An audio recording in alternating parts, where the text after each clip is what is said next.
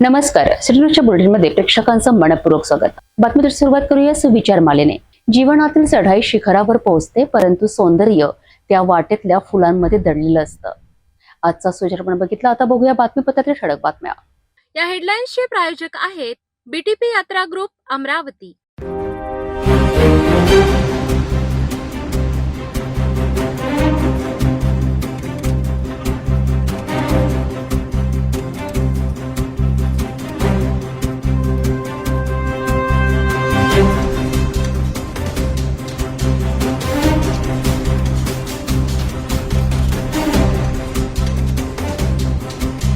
आपण ठळक बातम्या बघितल्या. आता घेऊया छोटासा ब्रेक. शादी और ब्याह की शुरुआत आराधना साड़ी के साथ.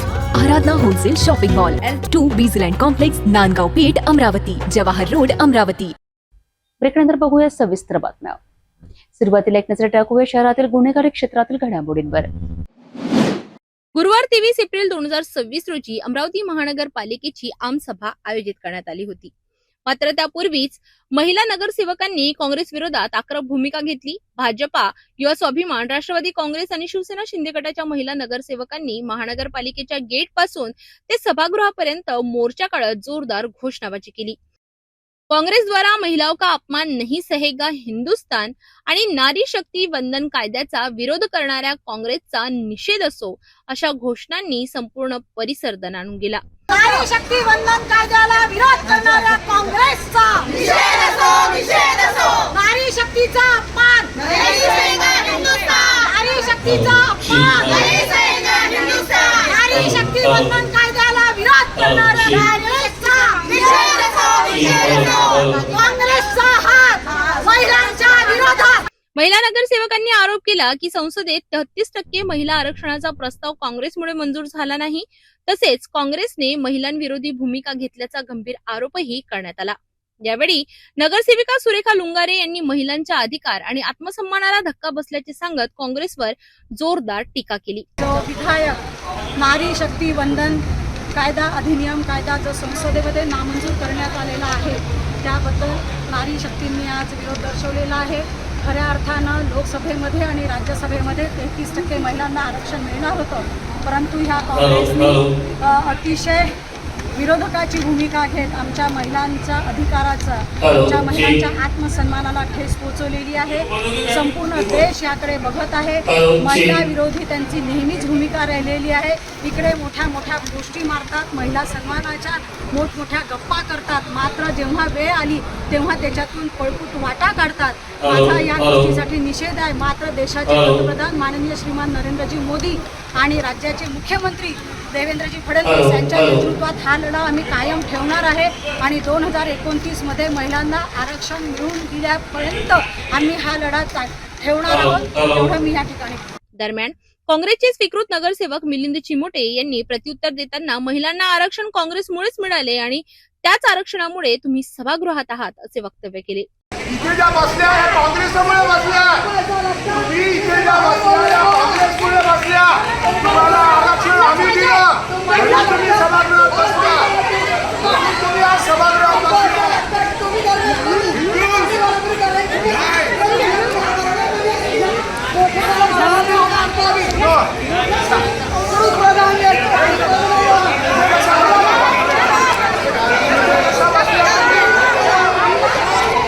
त्यामुळे वातावरण आणखी तापले आणि महिला नगरसेवकांनी चिमोटे यांना घेरत जोरदार घोषणाबाजी केली.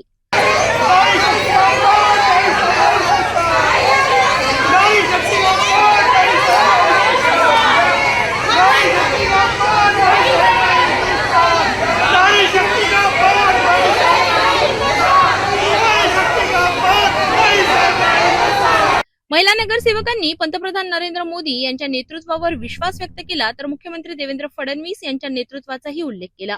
2029 पर्यंत महिला आरक्षणासाठी लढा सुरू ठेवण्याचा निर्धार महिला नगरसेवकांनी व्यक्त केलाय. या प्रकारामुळे अमरावती महानगरपालिकेच्या सभागृहात काही काळ तणावपूर्ण वातावरण निर्माण झाले होते.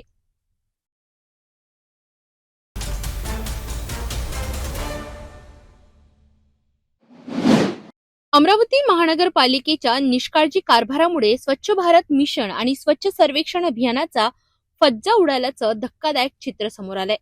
प्रभाग क्रमांक 7 मधील सार्वजनिक शौचालयांची दयनीय अवस्था पाहून नागरिक संतप्त झाले आहेत.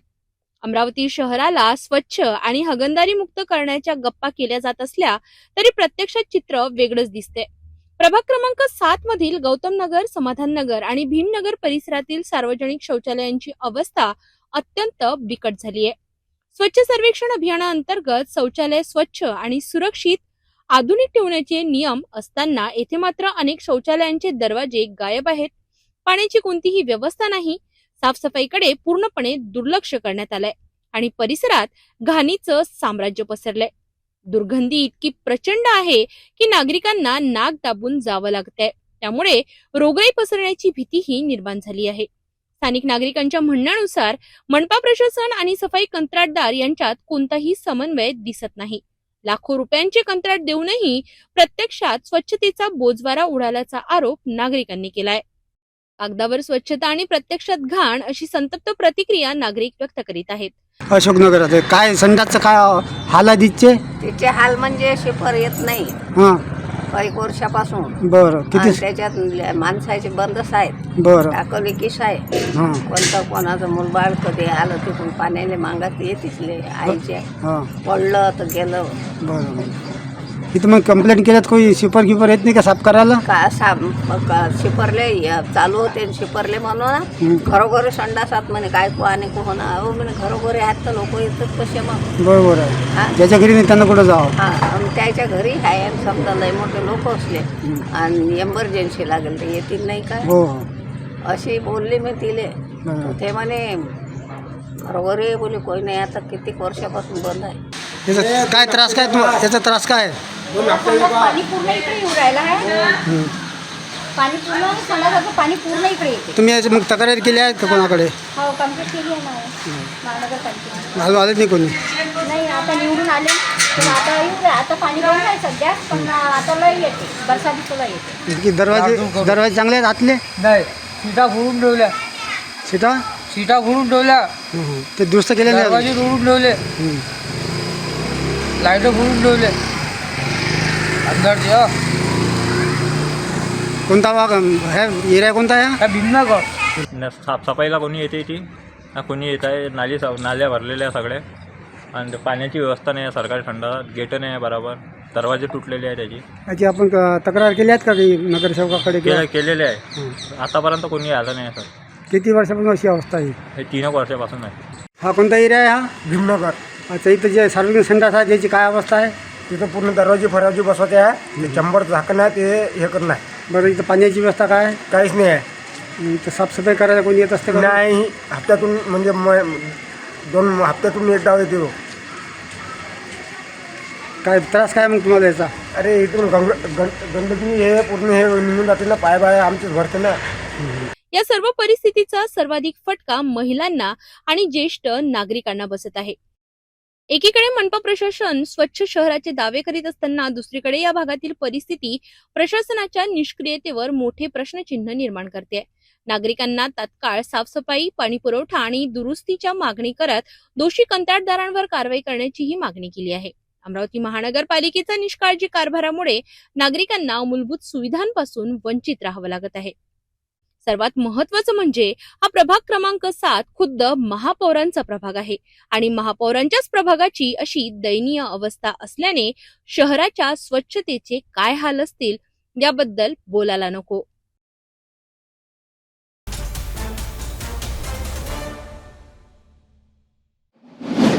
महिला आरक्षणाच्या मुद्द्यावरून राज्यातील राजकारणात नवा वाद पेटला आहे. विरोधी पक्षनेते विजय वडेट्टीवार यांनी पत्रकार परिषदेत बोलताना भाजपवर थेट हल्लाबोल केला आहे. महाराष्ट्रात नव्हे तर संपूर्ण देशातच ज्या जुमलेबाज आणि ज्यांचा रेकॉर्ड खोटं बोलण्यामध्ये गिनीज बुक ऑफ वर्ल्ड मध्ये नोंदल्या जाईल अशा प्रकारची पार्टी त्यांच्याकडून महिला आरक्षण बिलाच्या संदर्भात जो अपप्रचार सुरू आहे, या 131व्या घटना दुरुस्तीला जे 17 एप्रिलला हे बिल आणलं गेलं आणि त्यानंतर महिलांची आंदोलनं भाजपा करते. मुख्यमंत्री रोज प्रेस पुढे जाऊन काँग्रेसला महिला विरोधी ठरवते. देशाचे पंतप्रधान नरेंद्र मोदीजी यांनी जी प्रेस घेतली, पंतप्रधान म्हणून होती की प्रचारक म्हणून होती, हे संपूर्ण देशाने बघितलं. वडेट्टीवार म्हणाले की इंडियन नॅशनल काँग्रेस हा पक्ष नेहमीच महिलांच्या सक्षमीकरणाकरिता काम करत आला आहे. काँग्रेसच्या कार्यकाळातच महिला आरक्षणाचा निर्णय जाहीर करण्यात आला होता, असा दावाही त्यांनी केलाय. 106वी जी घटना दुरुस्ती झाली 2023 मध्ये, त्यामध्ये महिला आरक्षण हे 33% एकमताने मंजूर झालेलं होतं. त्याचबरोबर त्यांनी भाजपवर गंभीर आरोप करत म्हटलं आहे की भाजपची विचारसरणी मनुवादी असून महिलांच्या आरक्षणाबाबत त्यांची भूमिका स्पष्ट नाही. त्यामुळे जनतेमध्ये संभ्रम निर्माण होत असल्याचंही त्यांनी नमूद केलं आहे. आणि एकमताने पारित झालेलं हे आरक्षण खरं तर त्यावेळेस काँग्रेसनी मागणी केली होती की 2024च्या लोकसभेमध्ये आणि होणाऱ्या विधानसभेमध्ये हे आरक्षण लागू करावं. पण जिनकी नियत में खोट आहे त्यांनी बिल पारित केलं एकमताने 106वी घटना दुरुस्ती करून 2023 मध्ये आणि लागू करण्याची घोषणा केली 2029 मध्ये. यामागचं षडयंत्र, कट, कारस्थान हे संपूर्ण त्यावेळेस चर्चेचा विषय होता की बिल जर एवढा लवकर पारित का केलं, लागूच करायचं नव्हतं, 2029 मध्ये लागू करायचं होतं. तर त्यामध्ये त्यावेळेस खूप टीका झाली आणि यांच्या मागचा पुढील डाव जो होता, जे काही कारस्थान होतं, ते 17 तारखेला 131व्या घटना दुरुस्तीचं विधेयक आलं. त्यावेळेस ते सगळ्यांच्या पुढे ओपन झालं. मुळात प्रश्न असा येतो की नारी आरक्षण, नारी वंदन, आपलं नारी शक्ती वंदन असं त्याला नाव दिलं गेलं.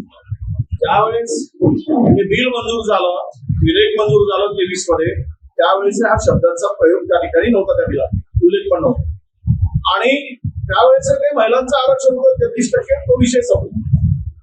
परंतु 131व्या घटना दुरुस्तीमध्ये जे विधेयक आणलं गेलं त्यामध्ये तर मुळात नारी शक्ती वंदन नावाचा उल्लेखच नाही. तो उल्लेख केवळ शब्दांनी केलाय की 33% आरक्षण लागू करण्यासाठी महिलांसाठी त्या विधेयकामध्ये वरची एक लाईन सोडली तर खाली संपूर्ण परिसीमन, डिलिमिटेशन असं त्यामध्ये हेतू होता. आणि काँग्रेसची भूमिका ही स्पष्ट होती की तुम्ही आहेत त्याच परिस्थितीमध्ये, म्हणजे लोकसभेमध्ये असलेल्या संख्यावर किंवा विधानसभेमध्ये असलेल्या संख्यावर, हे प्रादेशिक समतोल उत्तर, दक्षिण, पूर्व, पश्चिम या सगळ्या राज्यांना समान त्यांना अधिकार किंवा समान हक्क मिळावा हा त्यामागचा उद्देश होता. आणि आज मात्र यामध्ये गिरा तोवी टांग ऊपर करे सो कायदा किंवा त्यामागची त्यांची भूमिका. यावेळी त्यांनी डिलिमिटेशनचा मुद्दाही उपस्थित केला आहे. महिला आरक्षणाचा खरा संबंध हा मतदारसंघ पुनर्रचनेशी असल्याचं सांगत भाजप मुद्दाम जनतेची दिशाभूल करत असल्याचा आरोप त्यांनी केलाय. तसेच काँग्रेस महिला आरक्षणाला विरोध करत असल्याचं खोटं चित्र उभं करून भाजप काँग्रेसची बदनामी करण्याचा प्रयत्न करत असल्याचंही वडेट्टीवार यांनी स्पष्ट केलं आहे. या मुद्द्यावरून राज्यातील राजकीय वातावरण अधिकच तापलं असून आगामी निवडणुकांच्या पार्श्वभूमीवर हा वाद आणखी तीव्र होण्याची शक्यता राजकीय वर्तुळात व्यक्त केली जात आहे. माहित होतं की हे विधेयक या ठिकाणी मंजूर होणार नाही, घटना दुरुस्ती, कारण मेजॉरिटी नाही. आणि म्हणून या घटना दुरुस्तीच्या विधेयकाच्या आड परिसीमन करून संख्या वाढवून यामध्ये या मतदारसंघाची तोडफोड करून 2011च्या जनगणनेचा आधार घेऊन खर तर कुठलीही डिलिमिनेशन कुठलाही करायचं असेल तर तो पहिल्यांदा जनगणना करून नंतर ते डिलिमिनेशन करायला पाहिजे. पण त्यामध्ये 2011ची लोकसंख्या गृहीत धरून हे बिल आणलं गेलं. प्रश्न असा येतो की नारी बंधन अधिनियम होता काय, तर मुळात नारी शक्ती बंधन हे त्यामध्ये उल्लेख नाही. याचा आरक्षणाशी काही संबंध नाही.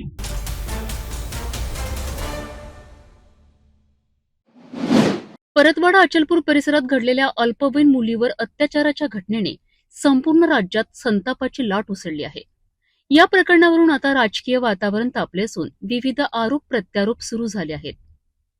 युनायटेड फोरमच्या पदाधिकाऱ्यांनी आयोजित पत्रकार परिषदेत या घटनेचा निषेध करत महत्वपूर्ण मुद्दे उपस्थित केलेत.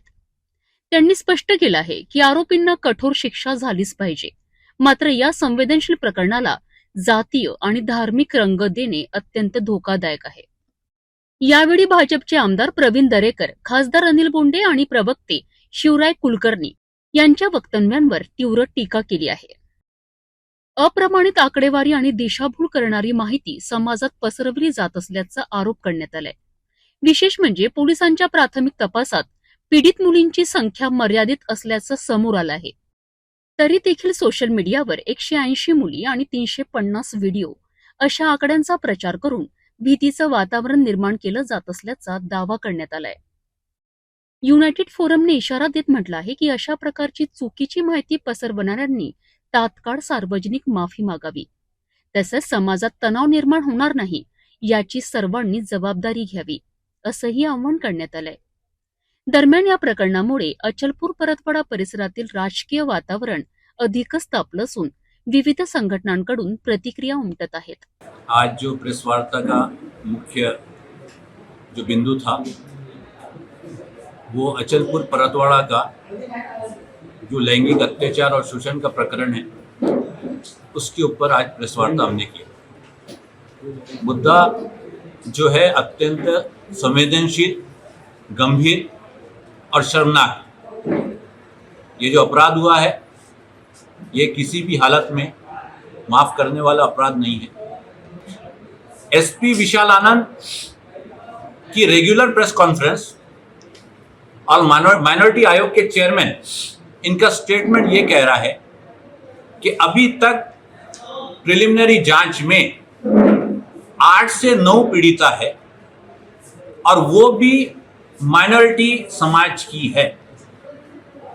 हमारे लोकल पॉलिटिशियंस, चाहे वो माजी खासदार अनिल बोंडे हो, अचलपुर परतवाड़ा के आमदार तायडे हो, बीजेपी स्पोक्सपर्सन शिवराय कुलकर्णी हो या माजी महिला खासदार नवनीत राणा, इन्होंने ये दावा किया है कि इसमें 180 पीड़िता है और वो भी सिर्फ एक समाज से आती है, हिंदू समाज से आती है, और 350 इसके अंदर वीडियोस. पहले तो ये है, बेटी किसी भी समाज की हो वो बेटी है, उसकी अस्मिता, उसकी इज्जत बराबर है.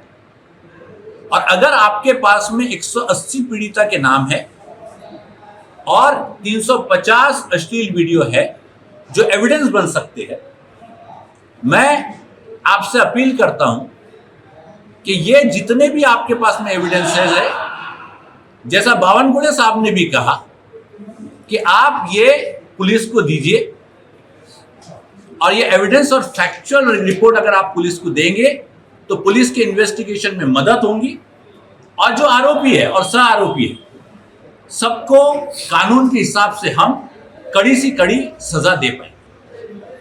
और अगर आपने सिर्फ ये जो दावा किया है, सिर्फ समाज में भ्रम, समाज को बांटना और अपनी राजनीतिक महत्वाकांक्षा के लिए अगर आपने इस संवेदनशील मुद्दे का दुरुपयोग किया है तो आप सामने आके जनता के माफी मांगे या एविडेंसेस लेके एसपी के पास में आप पहुंचे।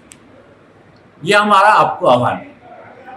दूसरा, डिजिटल टेक्नोलॉजी का दौर बहुत साइंटिफिक है, जिसके बहुत फायदे भी है लेकिन उसके खतरनाक नुकसान भी।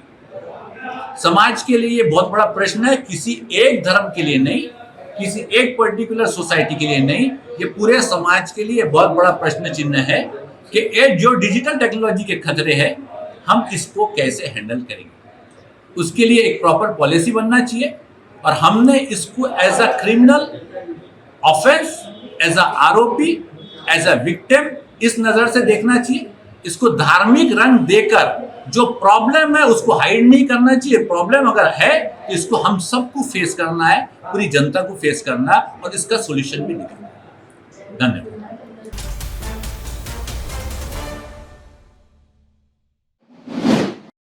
नांदेड जिल्ह्यातील हदगाव तालुक्यात भीषण अपघाताची घटना घडली। 2 दुचाकी आणि कारमध्ये झालेल्या जोरदार धडकेत तिघांचा जागीच मृत्यू झाला असून 2 जण गंभीर जखमी झाले आहेत। सविस्तर माहितीनुसार नांदेड जिल्ह्यातील हदगाव तालुक्यातील हळसणी गावाजवळ बुधवारी रात्री भीषण अपघात घडला।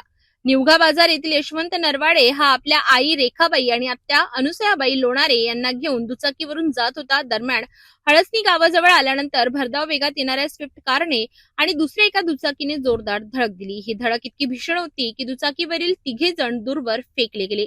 या अपघातात आई, मुलगा आणि आत्या अशा तिघांचा जागीच मृत्यू झाला, तर दुसऱ्या दुचाकीवरील 1 जण आणि कारमधील 1 जण गंभीर जखमी झालेत। जखमींना तात्काळ नांदेड येथील रुग्णालयात दाखल करण्यात आले असून त्यांच्यावर उपचार सुरू आहेत। या अपघातामुळे परिसरात काही काळ शोककळा पसरली होती।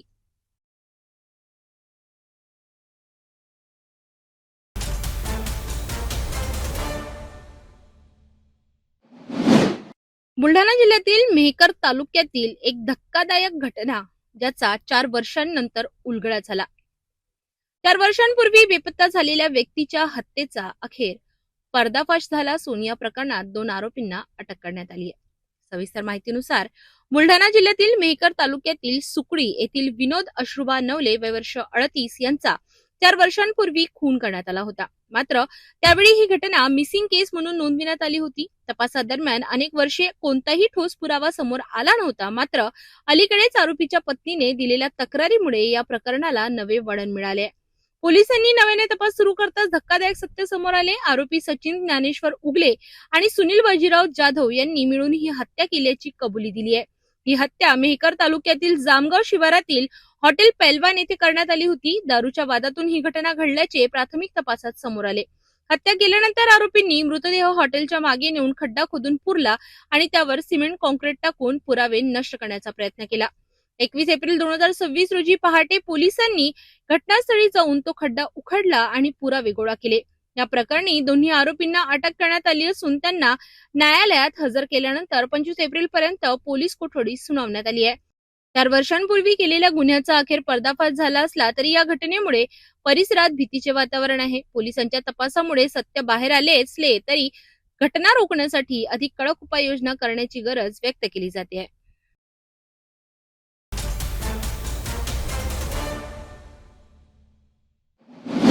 छत्रपती संभाजीनगर जिल्ह्यातील गंगापूर तालुक्यातील संजरपूर शिवारात महापारेषणच्या 400 केव्ही एकतुनी बाभळेश्वर विद्युत वाहिनी प्रकल्पांतर्गत उभारण्यात आलेल्या मनोऱ्याखालील वाढलेल्या झाडांची तोड करण्याचे काम सुरू होते। या संदर्भात अतिरिक्त कार्यकारी अभियंता अश्विनी आशिष जोशी यांनी गंगापूर पोलीस ठाण्यात तक्रार दाखल केली।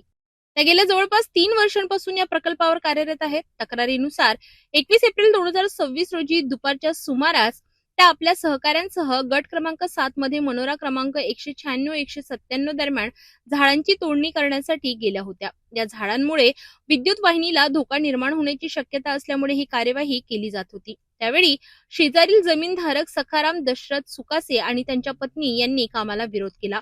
शासकीय काम असल्याचे सांगूनही त्यांनी अडथळा आणल्याचा आरोप आहे। दरम्यान सुकासे यांच्या पत्नीने तक्रारदारांचा हात पकडून त्यांना कानशिलात मारली आणि शिवीगाळ केली आणि पुन्हा येथे आलात तर पाय तोडू अशी धमकी दिल्याचे तक्रारीत नमूद आहे। या प्रकरणी गंगापूर पोलीस ठाण्यात सरकारी कामात अडथळा आणणे, मारहाण आणि जीवे मारण्याची धमकी या कलमांखालील गुन्हा दाखल करण्यात आला असून पुढील तपास पोलीस करीत आहेत.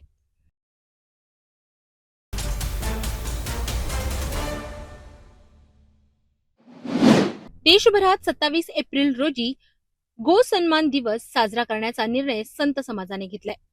या दिवशी देशभरातील सुमारे 5,000हून अधिक तहसील स्तरावर कार्यक्रम आयोजित करण्यात येणार आहे. या अभियानाचा पहिला टप्पा गोमातेच्या सेवा, सुरक्षा आणि सन्मानासाठी जनजागृती केली जाणार आहे. प्रत्येक तालुक्यात गोपूजन, भजन, कीर्तन आणि धार्मिक कार्यक्रमांचे आयोजन करून समाजात जागरूकता निर्माण केली जाईल. यानंतर तहसीलदार किंवा SDM यांच्या माध्यमातून राष्ट्रपती, पंतप्रधान, राज्यपाल आणि मुख्यमंत्री यांच्या नावाने निवेदन सादर करण्यात येणार आहे.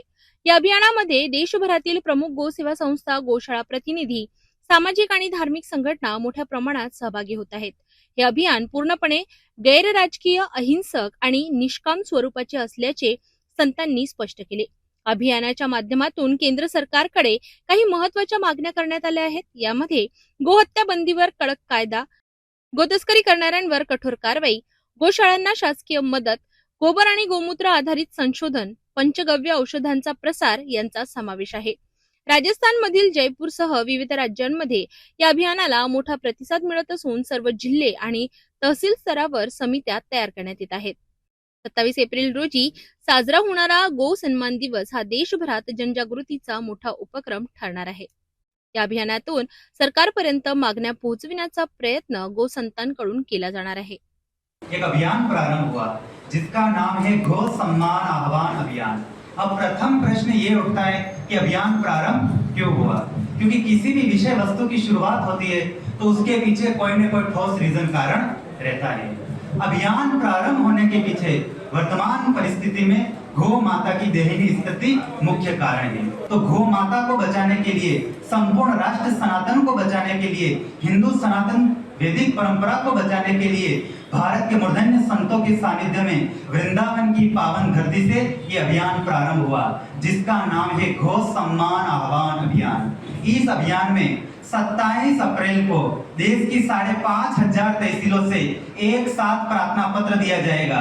माननीय प्रधानमंत्री महोदय, माननीय राष्ट्रपति जी, माननीय मुख्यमंत्री जी और माननीय राज्यपाल जी, गौ माता की सेवा, सुरक्षा, सम्मान को लेकर के कि गाय माता को पशु श्रेणी से हटा करके राष्ट्र माता का संवैधानिक पद दिया जाए।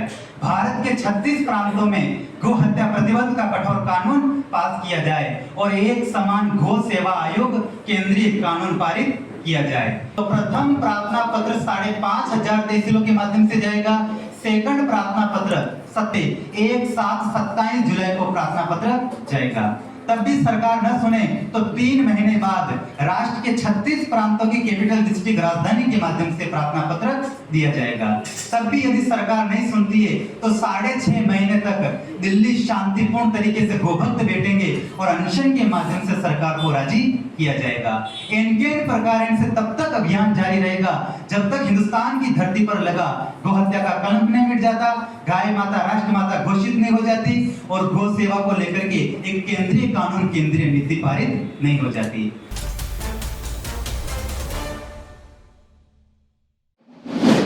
पुरोगामी महाराष्ट्र, छत्रपती शिवाजी महाराज, महात्मा ज्योतिबा फुले, राजश्री शाहू महाराज आणि डॉक्टर बाबासाहेब आंबेडकर यांच्या विचारांनी घडलेला समतामूलक महाराष्ट्र. मात्र याच महाराष्ट्राच्या पुरोगामी चेहऱ्यावर काळी छाया टाकणाऱ्या घटना सातत्याने समोर येतात आहेत. महाराष्ट्र, पुरोगामी महाराष्ट्र, पण याच महाराष्ट्रात आज श्रद्धेचं जाळं अधिकच घट्ट होत चाललंय.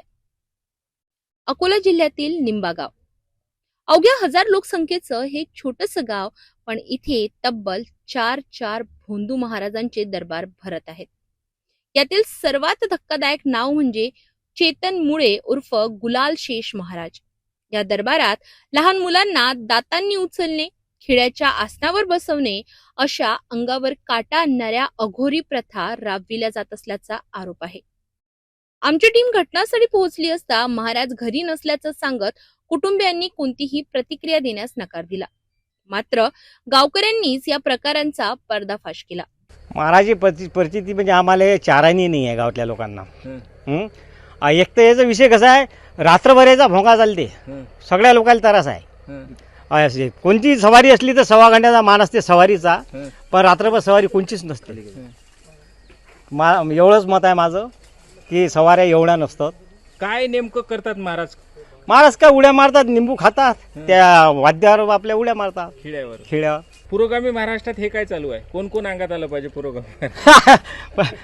आता मी तुम्हाला तेच सांगितलं ना, छत्रपती शिवाजी महाराज, डॉक्टर बाबासाहेब आंबेडकर, गाडगे महाराज, महात्मा ज्योतिबा फुले असे थोर संत पुरुष हे जे आहेत हे आले पाहिजे तेव्हा, तर मग माणूस मानील ते. म्हणजे हे सर्व भोंदू पण आहे, हे आता भोंदूस पण आहे असं म्हटलं गेलं पाहिजे. चमत्कार आम्ही तर पाहायला येत नाही इथं काही, बाहेर गावचेच लोक येतात जास्त, गावातले कमी येतात. काय काय बोलतात बाहेर गावचे लोक? काय चमत्कार दिसतात इथे? असं कोळं घेतात म्हणते, निंबू फेकतात आणि समस्या पूर्ण करते महाराज. गावकऱ्याचा तर तुम्हाला सांगतो फायदा कुठंच नाही. गावातला एकही माणूस इथे येत नाही, सर्व परक्या गावचेच लोक इथं येतात. पण नेमकं काय चालते इथं? इथं त्या माणसाच्या अंगात येते आणि जे बाहेरचे बाया मंडळी काही माणसं मंडळी येते ते आपले कोळे सांगतात की बाबा मला मुलगा होत नाही, कोणी म्हणते माझी बिमारी बसत नाही. तुम्ही कोण्या विचाराचे? बाबाच्या विचाराचे लोक आहेत? आम्ही बाबाचे विचाराचे नाही, आम्ही देवधर्म सर्व सोडून दिला आहे. तर आम्ही विज्ञानवादी लोक आहोत, आम्ही विज्ञानावर विश्वास ठेवतो. अनेकांनी हे प्रकार अंधश्रद्धा आणि फसवणूक असल्याचं स्पष्ट सांगितलं. दरम्यान अखिल भारतीय अंधश्रद्धा निर्मूलन समितीने या प्रकरणात कठोर कारवाईची मागणी केली आहे. अकोला जिले के मूर्तियापुर तहसील में निम्मा गांव है, छोटा सा गांव है, लेकिन वहाँ एक बाबा छोटे बच्चों पे अघोरी पद्धति से उपचार करता है. और जो पद्धत अभी वीडियो में आपको दिखाई देती है, आप सभी लोगों के ख्याल में आता है कि अगर ये बच्चों को कुछ हो गया तो उसकी जिम्मेदारी पूरे संपूर्णता वो बाबा की होगी. अभी महाराष्ट्र में एक जादूटोना विरोधी कायदा है. ये कायदे में ऐसे ये जो रूल है, ये कायदा जो है, ये कायदे में ऐसा लिखा है कि ऐसे अघोरी उपचार करने वालों पे ये कायदे अंतर्गत कायदे के कलम में ऐसा लिखा है कि उस पर पुलिस प्रशासन अच्छी तरह से कार्रवाई कर सकता है. मेरी अखिल भारतीय अंधश्रद्धा निर्मूलन समिति की मांग रहेगी कि अकोला के पुलिस ने जल्द से जल्द ये बाबा पे कार्रवाई करे और ज़्यादा से ज़्यादा उसकी शिक्षा होगी. ऐसी जो कलम उसमें है वो कायदे का है, तो उसकी वो लगाकर उसको जल्दी से जल्दी कार्रवाई करनी चाहिए. या पार्श्वभूमीवर मूर्तिजापूर पोलिसांनी ही कारवाई सुरू केली असून भोंदू बाबांना नोटिसा देत समज देण्याची प्रक्रिया सुरू आहे.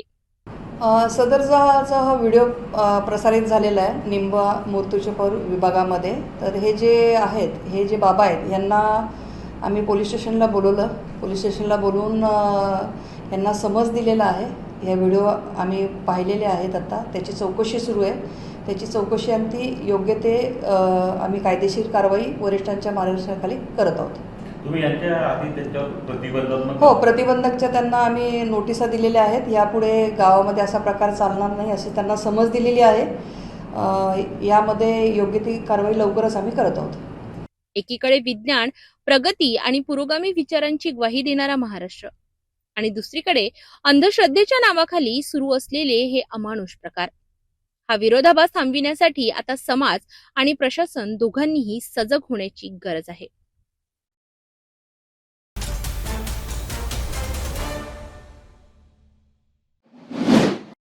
नांदेडमध्ये महिलांनी काँग्रेसच्या विरोधात जोरदार जनआक्रोश आंदोलन छेडले.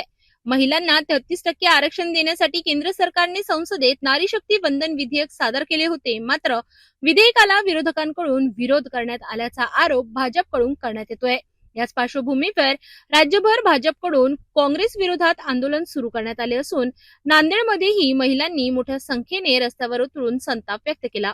नांदेड शहरातील महात्मा फुले पुतळ्यासमोर हे जनआक्रोश आंदोलन पार पडले. यावेळी महिलांनी काँग्रेस विरोधात तसेच राहुल गांधी यांच्या विरोधात जोरदार घोषणाबाजी केली. आंदोलनात सहभागी झालेल्या महिलांनी आरोप केलाय की महिलांच्या हक्कांबाबत काँग्रेसची भूमिका दुटप्पी आहे आणि आरक्षणाच्या मुद्द्यावर महिलांची फसवणूक करण्यात आली आहे.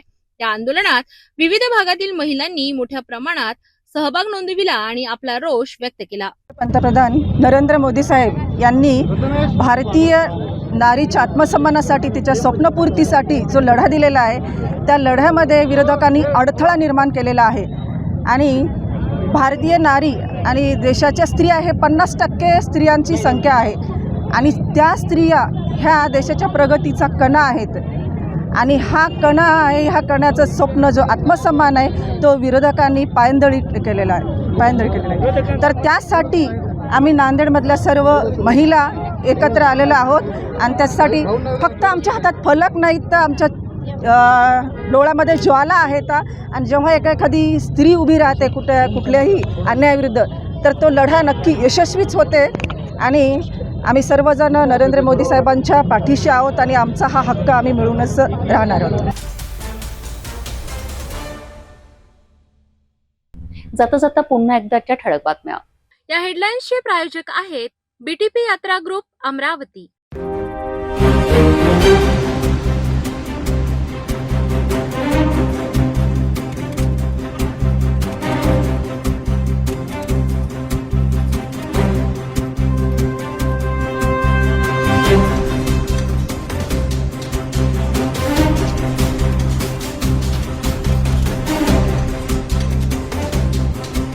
आपण आता सिटी न्यूज चॅनल आपल्या टीव्हीवर बघू शकता. यामध्ये next channel 117, Jio channel 872, GTPL channel 73, Fastway channel 256 वर बघू शकाल.